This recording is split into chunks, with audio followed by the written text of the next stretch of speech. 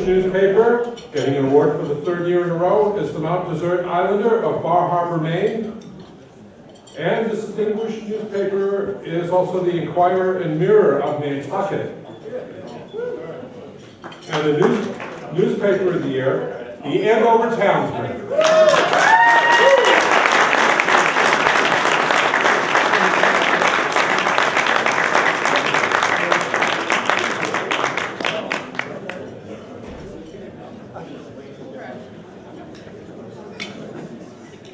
Just waiting for the traffic to calm down a little bit.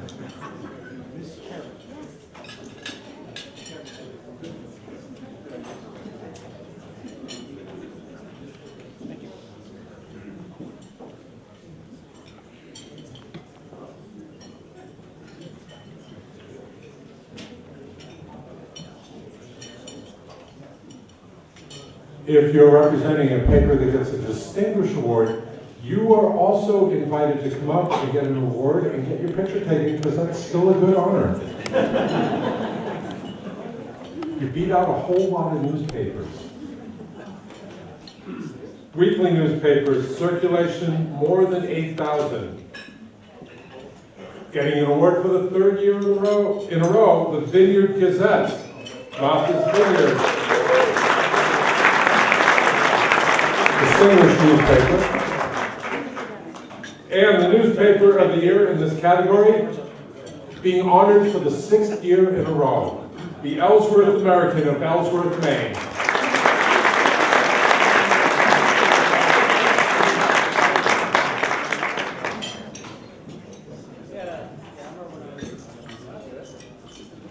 Specialty newspapers. Distinguished the Providence Business News.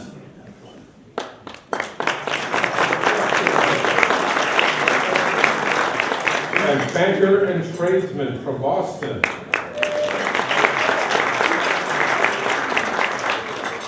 Newspaper of the year for the 2nd year in a row, Worcester Magazine.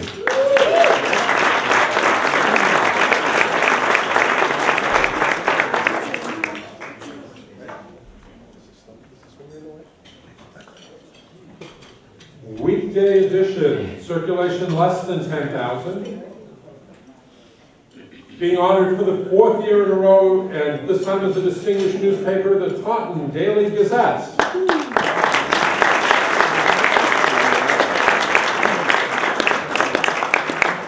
Also distinguished the Westerly Sun of Westerly, Rhode Island.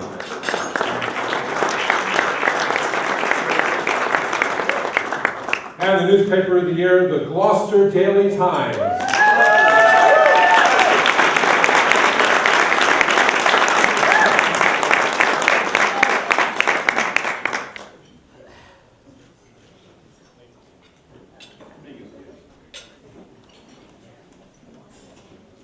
We're taking a photo break.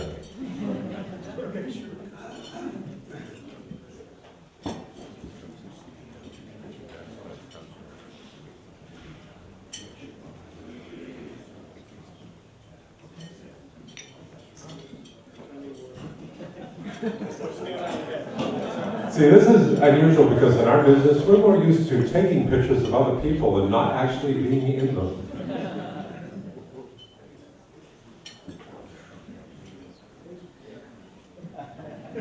And we're almost caught up. Okay, we're ready to roll on with the weekday edition, circulation 10,000 to 15,000. Distinguished newspaper, the Recorder of Greenfield, Massachusetts.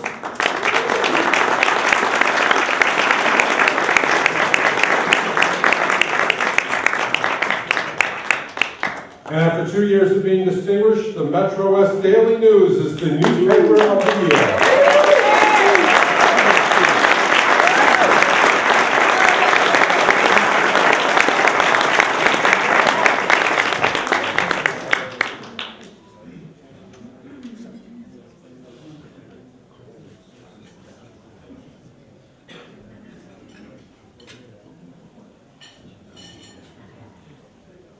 Newspaper of the Year, weekday edition, circulation 15,000 to 20,000. Distinguished is the Burlington Free Press of Burlington, Vermont.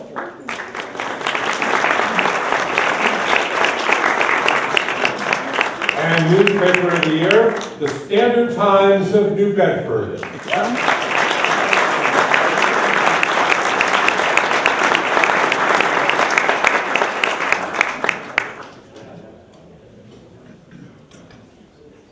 Newspaper of the year, weekday edition, circulation 20,000 to 35,000.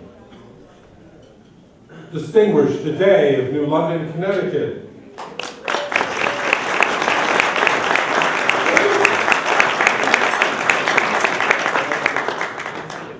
Also distinguished, the Sun Journal of Lewiston, Maine.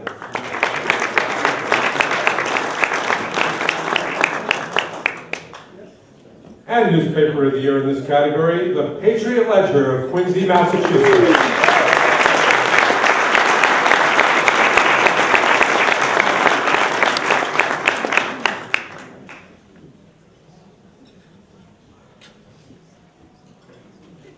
Weekday edition, circulation more than 35,000. Distinguished, the Republican of Springfield, Massachusetts.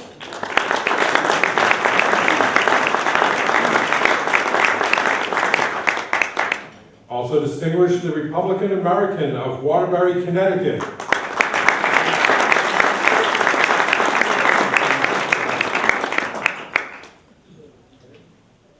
And newspaper of the year, the Providence Journal.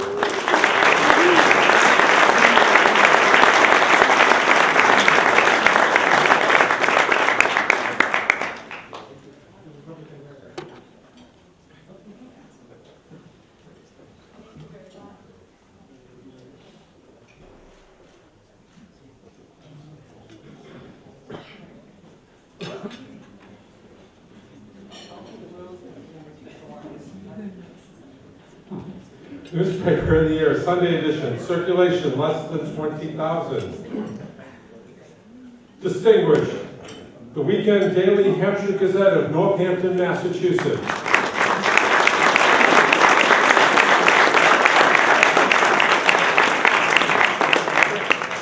The Metro West Daily News of Framingham.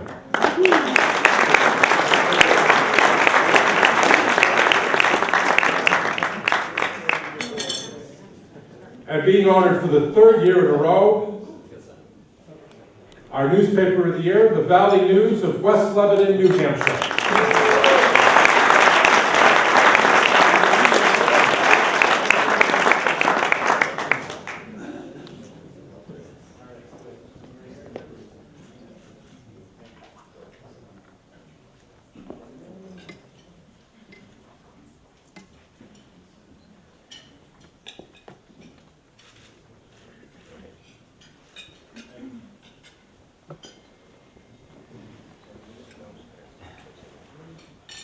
We're almost caught up.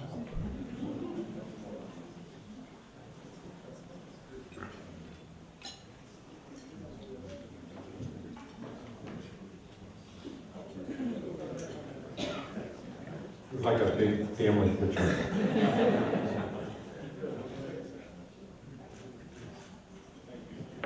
All right, let's move right along. Newspaper of the year, Sunday edition, circulation 20,000 to 30,000.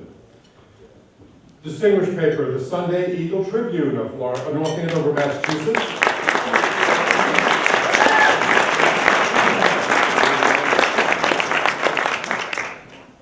And the newspaper of the year in this category is the Sun Journal of Lewiston, Maine.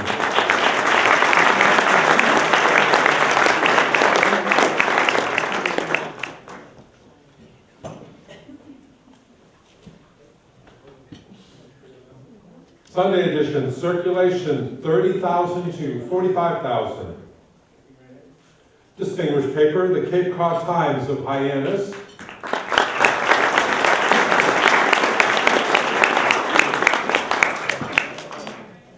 And the newspaper of the year, the Republican American of Waterbury, Connecticut.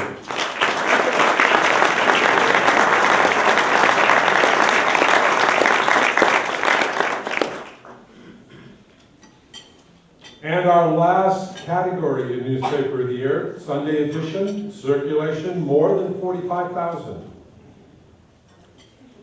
Distinguished paper, the Hartford Courant, Hartford, Connecticut.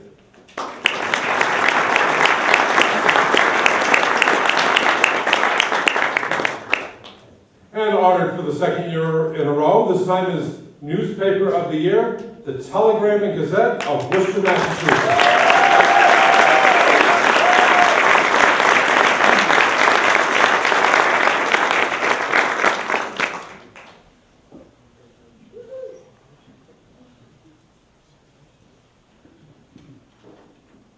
Now we move on to public occurrences.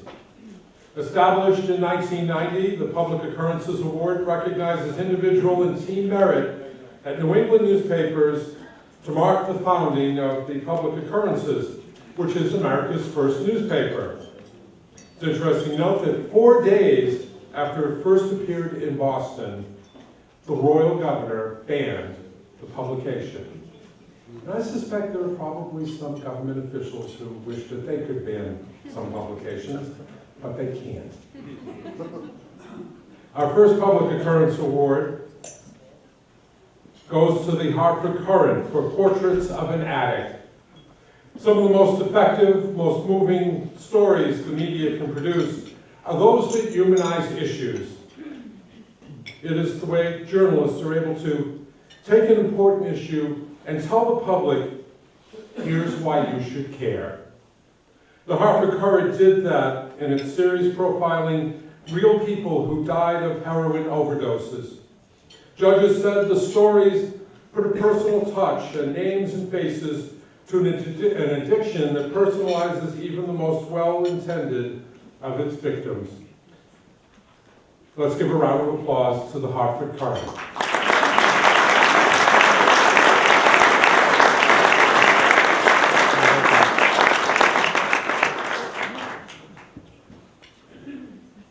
Our next Public Occurrences Award goes to the I, New England Center for Investigative Reporting, Out of the Shadows. Newspapers have a responsibility to be the voice for those in our society whose voices are either not heard, or even worse, who are ignored. The New England Center for Investigative Reporting shined a big bright light on the horrid lack of effective care being provided to children living under the umbrella of state care in Massachusetts. The reporting and the graphics were so powerful, state officials started making changes even before the series was finished running. Let's give a big round of applause to the New England Center for Investigative Reporting.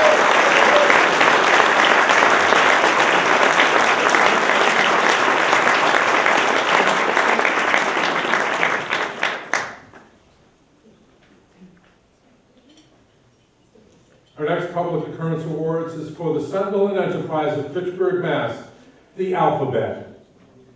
How we educate our children, of course, is important. Newspapers have a responsibility to let the public know what needs to be improved, but also to share what works. Judges called the alphabet awesome, cool, nifty, superb, and most original. If newspapers are about literacy, then this series is the ultimate. Congratulations to the Sentinel and Enterprise.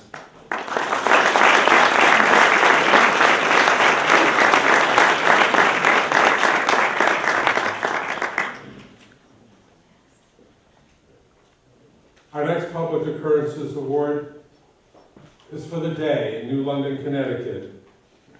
I-95. Deadly overcrowded.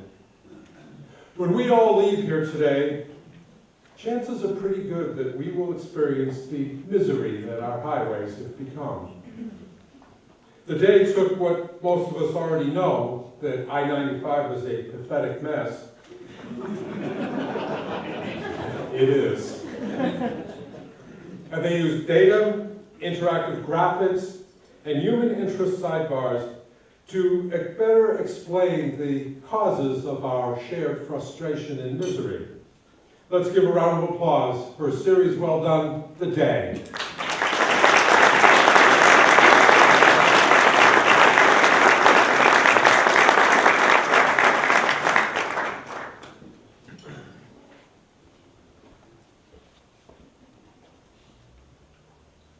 Next, we honor the Providence Journal for Race in Rhode Island. The Journal did an excellent job during its year-long reporting on race relation problems in Rhode Island. Judges said, this series is all-encompassing on the variety of races in the state, and the results had a significant impact for change in the communities and throughout Rhode Island. Today we honor the Providence Journal. Let's give them a round of applause.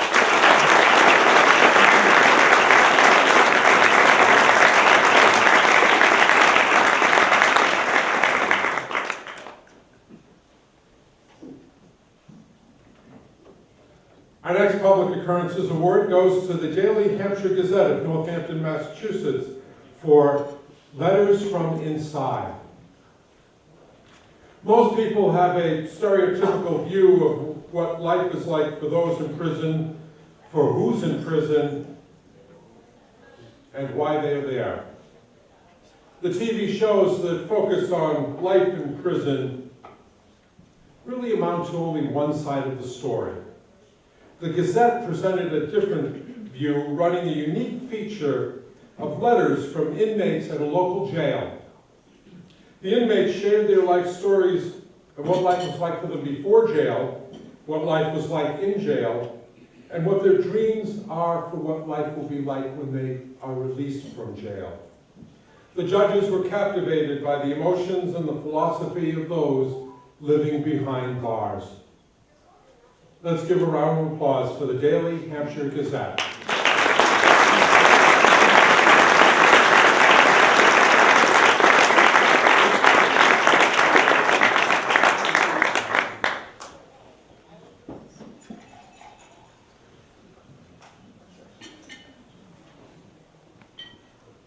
Next, we honor the Sun Journal of Lewiston, Maine.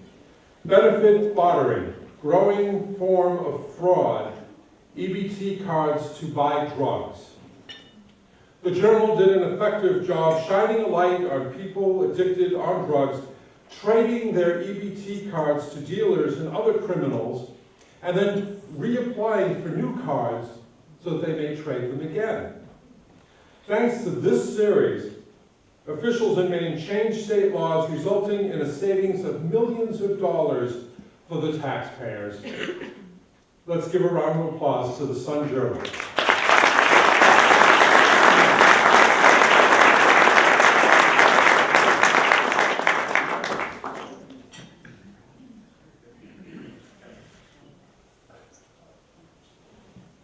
Our next Public Occurrences Award for the Burlington Free Press of Burlington, Vermont.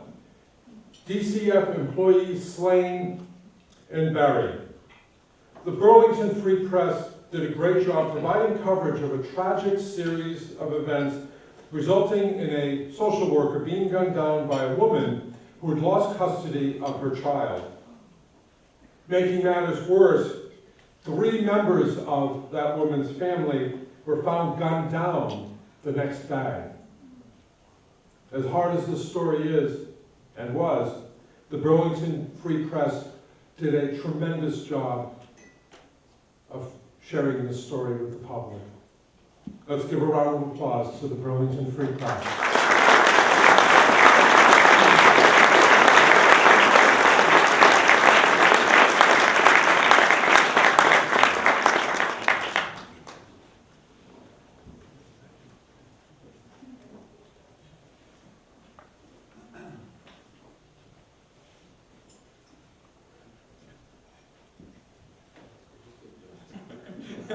They almost had me in the photo, and I don't think they really want that.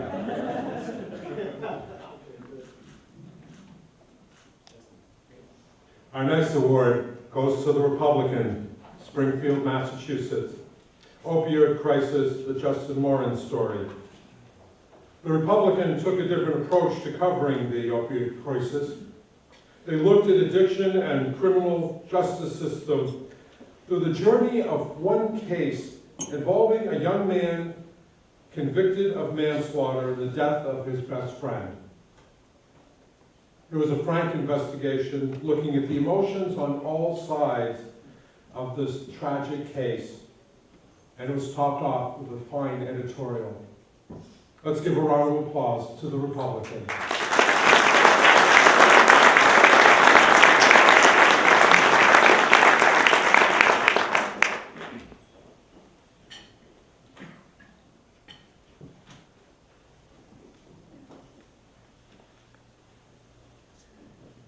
Our next Public Occurrences Award is for the Herald News of Fall River, Massachusetts. The future of Fall River.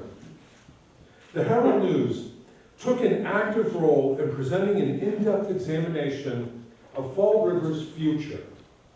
All sectors from art, social media, print, and a community advisory board were used to pull together this creative and very helpful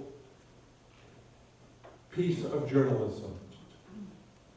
It was being involved in the community in a different way than newspapers usually do. Let's give a round of applause to the Herald News.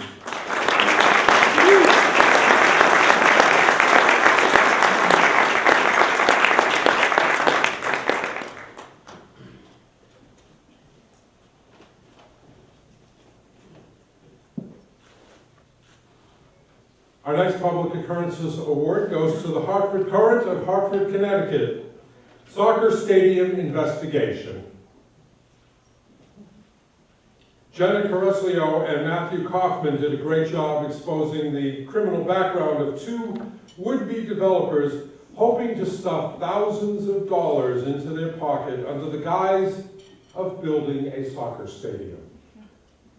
The reporters also exposed the city's wink and nod process that allows this type of a fraud to occur. As a result of their investigation, the two crooked businessmen were indicted and one city official had to resign. When people ask, are newspapers still needed? Do they still play a relevant role in our society? All you have to do is just look at this excellent piece of investigative journalism to see that the answer is yes. Let's give a round of applause to the Hartford Courant.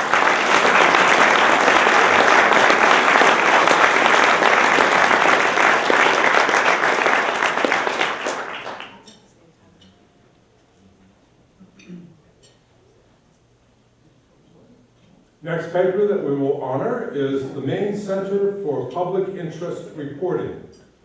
Lottery, selling hope to the hopeless. For the vast majority of people, buying lottery tickets is a gigantic waste of money. States don't peddle lotteries because they have a desire to make you wealthy. They do it because they want to get a lot of money to put in the state coffers. The Maine Center for Public Interest Reporting took statistics and turned them into a wonderful story showing how the state of Maine targets the poor with a giant pile of false hopes and dreams. Those who can at least afford it are the lottery's biggest customers. Let's give a round of applause to the Maine Center for Public Interest Reporting for an excellent story.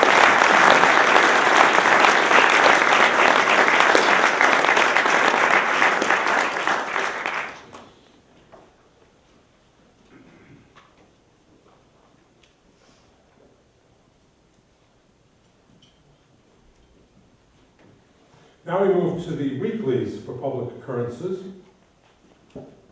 Our first honoree is the Vineyard Gazette of Martha's Vineyard, Massachusetts, Coastal Ponds Under Pressure. In a 9-part series, the Vineyard Gazette goes over every aspect of the continuing threat to coastal saltwater ponds. Judges said this series defines the true spirit of the Public Occurrences Award. Reporter Alex Elvin is to be congratulated for writing a series worthy of the science section of the New York Times, and photographer Tim Johnson should be praised for the photographs that are both beautiful and relevant. Congratulations to the Vineyard Gazette.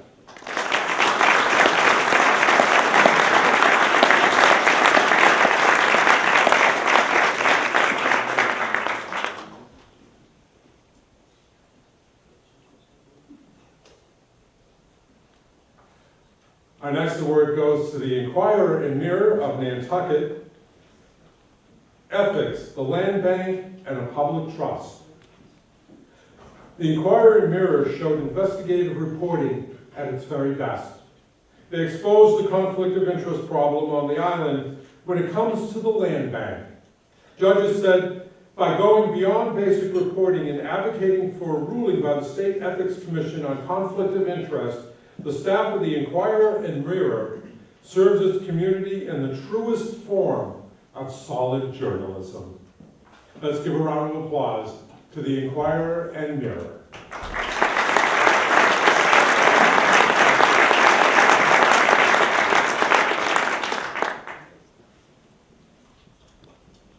And the last, but certainly not least, of our Public Occurrences Awards goes to the Andover Townsmen of Andover, Mass. Opiate crisis hits home. The opiate crisis is one hitting every community. The Andover Townsman is a great model of how it can be covered in a thorough, thoughtful way that really serves the public. Judges said, not only did the newspaper chronicle the many tragic overdoses and deaths, it also put a human face on their account by relaying the impact and heartache through the eyes of mothers who lost their sons because of addiction. This series is an example of community journalism at its best. Congratulations to the Andover Townsmen.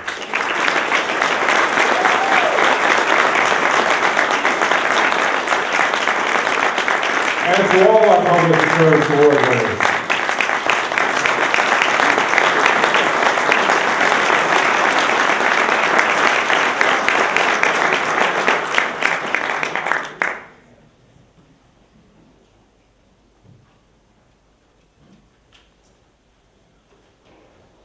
Next, we move on to the 2016 Alan B. Rogers Editorial Award. This year's winner is the Providence Journal, a fraud, a farce, a dog and pony show by Ed Acorn.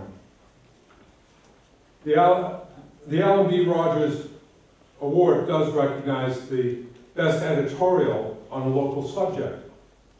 This year's winning editorial, which ran on May 22nd, slammed the Rhode Island Speaker of the House for conducting cynical show hearings on a scam called community service grants. Those turned out to be nothing more than a giant slush fund for legislators to dole out goodies to their favorite groups. Judges said that the editorial is notable for the clarity of its moral outrage expressed in vivid language with delicious specificity. And exposed legislators by name, accusing them of standing in the way of progress. He even made it easy for the public to express their own outrage by listing the legislators' phone numbers. Good editorials don't just talk about the problems, they also convey solutions. In this case, the solution was call for a constitutional amendment to give the governor a line item veto. The speaker wasn't overjoyed by this editorial and expressed his displeasure with the Journal on the floor of the House. The Journal, along with continued coverage of this scam, resulted in hundreds of calls and letters to legislatures. The slush fund grant program was cut in half from $12 million to $6 million, a beginning to cleanse the stench of these grants. For a job well done in bringing this interesting program out into the open, let's give a round of applause to the Providence Journal and to Ed.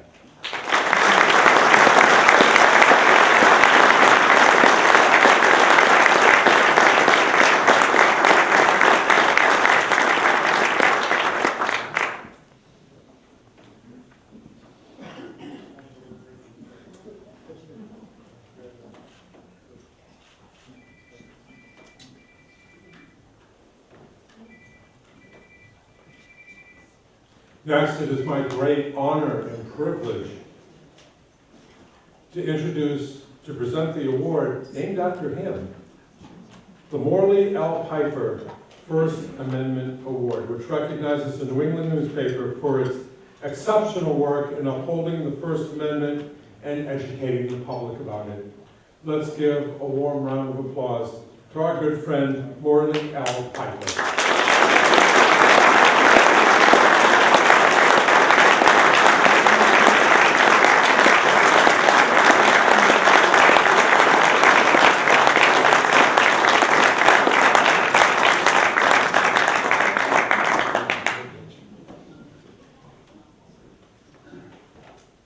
Thanks very much. Real nice to be here. I see a lot of old friends. Brings back a lot of memories. I want to point out again this year, as I usually do, that the award for the First Amendment will not be presented by a posthumous figure.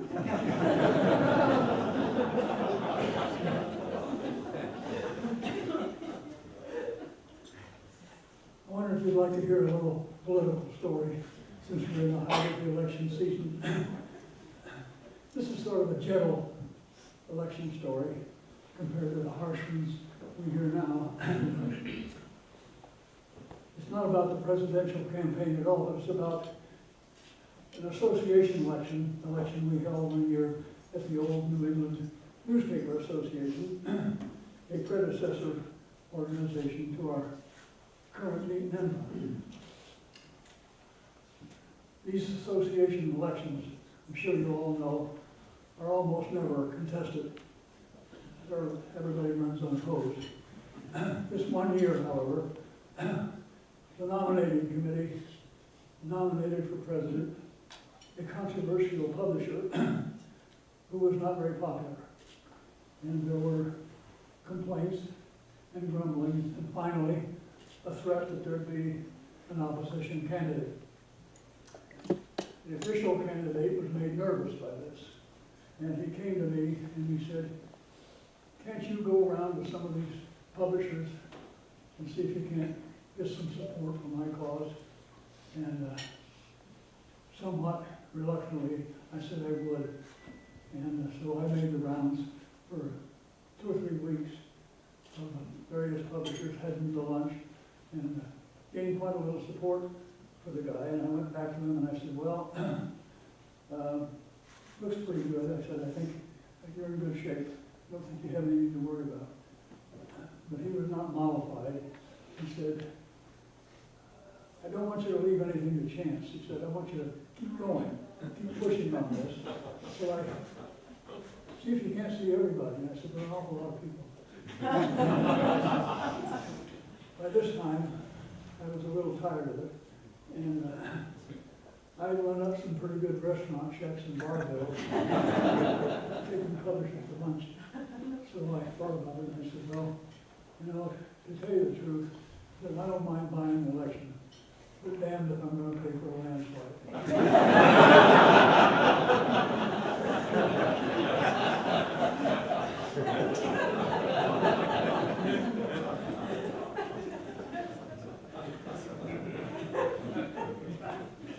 Today, we will again honor a New England newspaper as an exemplary example of First Amendment defense. Think about the 4 fundamental rights that the First Amendment provides: freedom of speech, freedom of religion, freedom of the press, freedom of the citizens to assemble. If you think about those, you will realize they are under constant attack. We see it in the papers, every possible media, every day, in every way possible. From small town boards trying to conceal something, to national and international incidents. In the press, it affects us mostly in gathering information and battling against its suppression. keeping government transparent, and those running government honest. So it is inspiring and reassuring to see New England newspapers in the forefront of freedom of the press efforts. The entries to the competition this year were strong, very strong as usual. The judges are from the First Amendment Institute of the Museum. And one of the judges was Gene Policinski. I'm sure a lot of you know. Probably, perhaps, the foremost figure, or foremost First Amendment authority in the newspaper world. Now, the winner this year is the Sun Journal of Lewiston, Maine.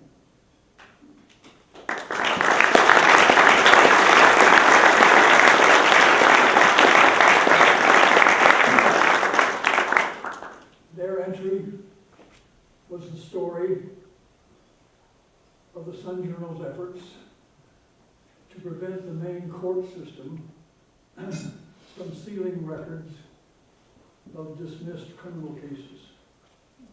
It was a standout.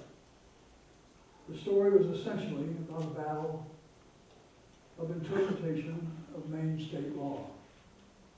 It was a beautiful illustration of the press performing its watchdog function.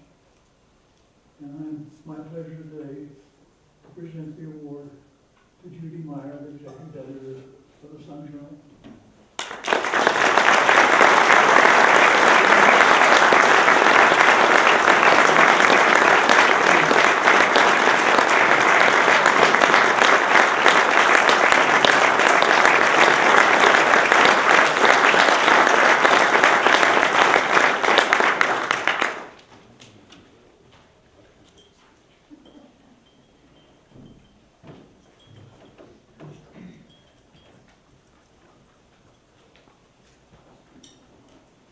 A couple of years ago, Bob Wallach passed away. And coming to the last couple of Medford events, doesn't seem the same without him, without his presence, without his sense of humor and all that he brought to this organization and to journalism, to not have him as part of that. Fortunately, he still lives, or his spirit still lives, through the Bob Wallach Community Journalism Award. This award recognizes an individual who has an exceptional record of commitment to community journalism. It celebrates the accomplishments of someone who, over a sustained period of time, has faithfully served the community for which they are responsible and has played an active, constructive role in contributing to its quality of life. This year's winner of that award is Stanley Moulton, the online managing editor and internship coordinator for the Daily Hampshire Gazette. Stanley started his career as a reporter for the Berkshire Eagle in 1972.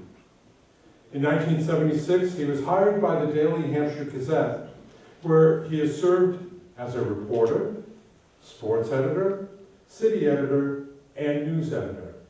In 2010, he moved up to his current role as the online managing editor and as the internship coordinator.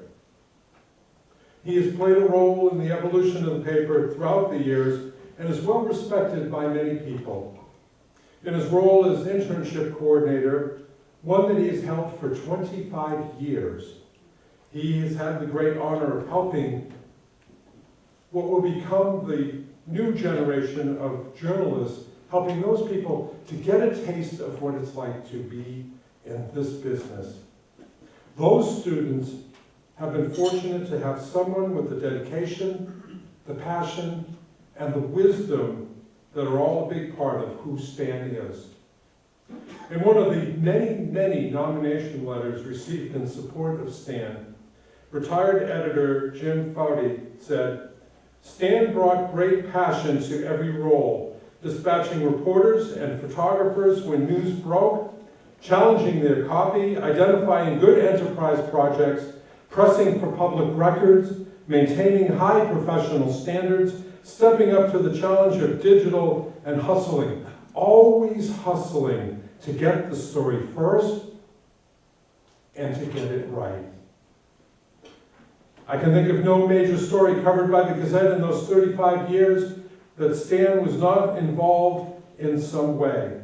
Former publisher continues, the professional awards that he has earned and those earned by the Gazette thanks to his work are one way to measure this work.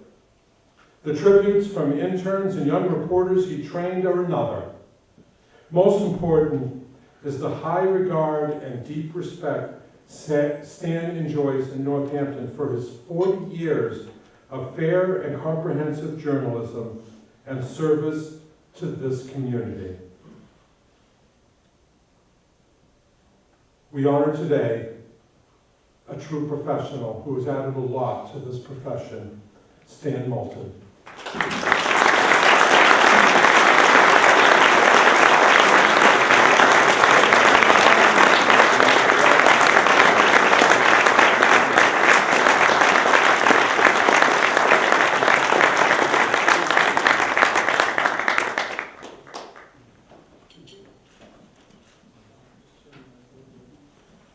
After he gets some of the photos, he's going to say a few words.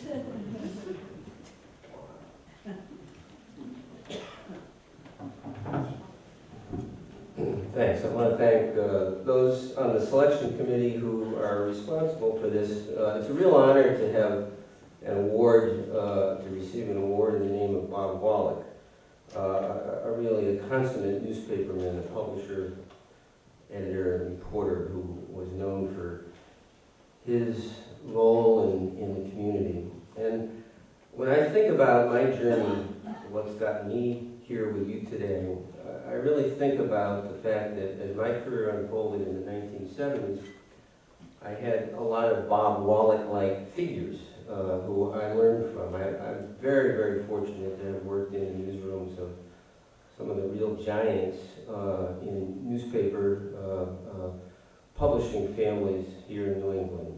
Bill Roach, Paul Cummings, weekly papers up in New Hampshire, the legendary Pete Miller at the Berkshire Eagle, and Pete and Charlie DeRose at the Gazette, who were third generation of their family that published the Gazette until we were acquired, become part of the newspapers in New England about a decade ago. Those were all publishing families who were deeply rooted in their communities and who also understood the value of a vigorous journalism that really contributed to the health and the fabric of that community. And I think that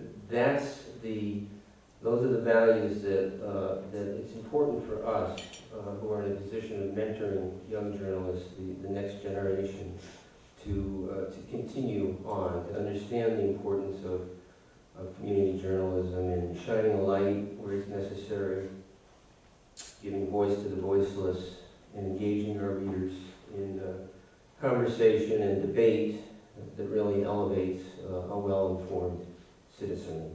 And in particular, I want a number of people here from my current colleagues at the Gazette and throughout newspapers in New England, but I want to particularly recognize Jim Foodie, whose words were read. Jim and I worked together for 35 or so years at the Gazette, now retired, and I'm very happy that Jim's here today with us.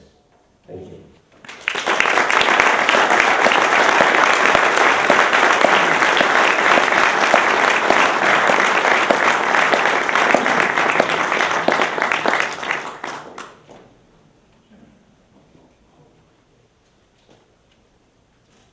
Next is the A.P. Sutherland Brown New England Journalist of the Year Award. This is presented by the New England Society of News Editors. It is my great honor and privilege to introduce you to the president of that society, somebody who I learned a lot from during my career. So let's welcome Richard Lodge.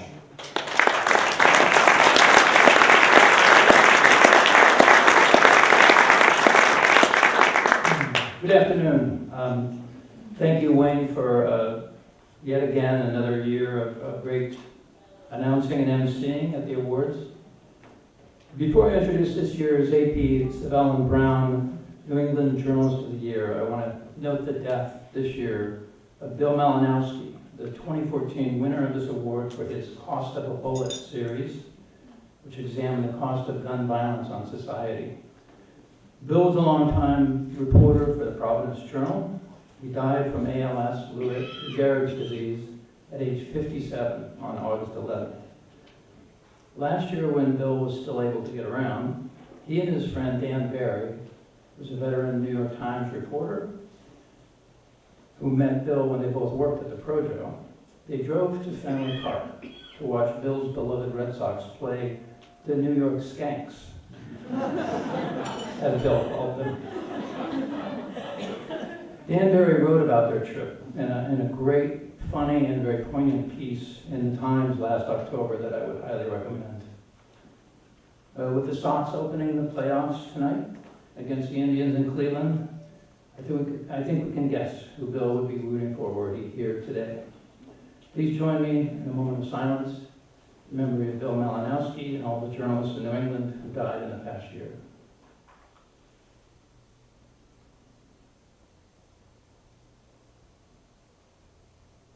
Thank you.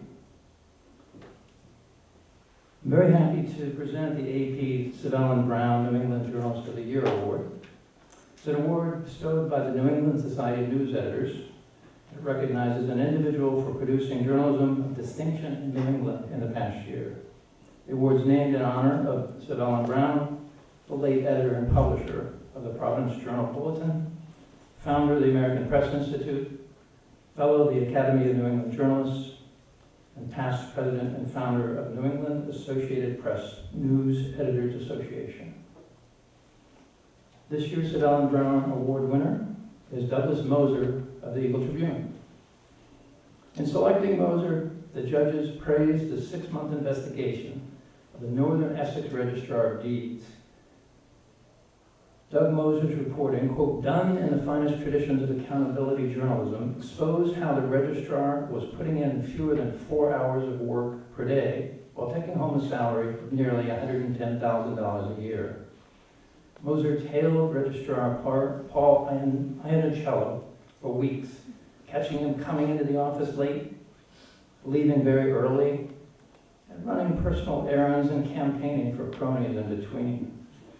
After Moser confronted Iannicello and Secretary of State Bill Galvin, whose office is supposed to oversee the registers of deeds, a new assistant registrar was appointed to run the office and keep an eye on the registrar, and other changes were made. For his dogged, old-fashioned, pit-bull approach and his determination to shine a little sunlight into one of the murkier corners of the Commonwealth, Douglas Moser is a winner of the 2016 A.P. Savellin Brown New England Journalist of the Year Award. And now to present the award, I'd like to welcome Mike Donahue, former longtime reporter for the Burlington Free Press, and himself, the 2013 winner of the Savellin Brown Award.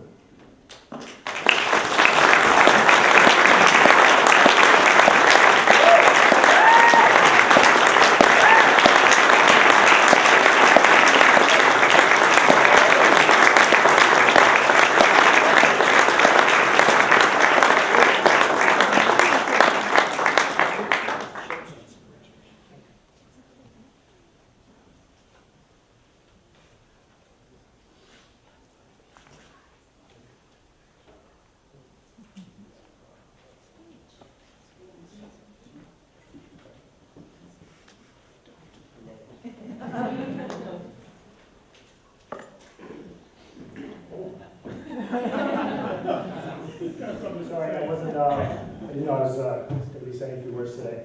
I'd like to especially thank my editors for giving me the leash to run amok for weeks at a time over the course of this project. It's vitally important journalism, and I'm honored to be able to do it, and that it did have an impact in our area. While I have the ear of a couple of editors, I'd like to urge all of you to, I know resources are tight, newsrooms are stretched thin, but just to take a little bit of time and try to get a reporter out for a few days, for a few weeks, to do work like this. It's really tough, but it's still vitally important. Thank you.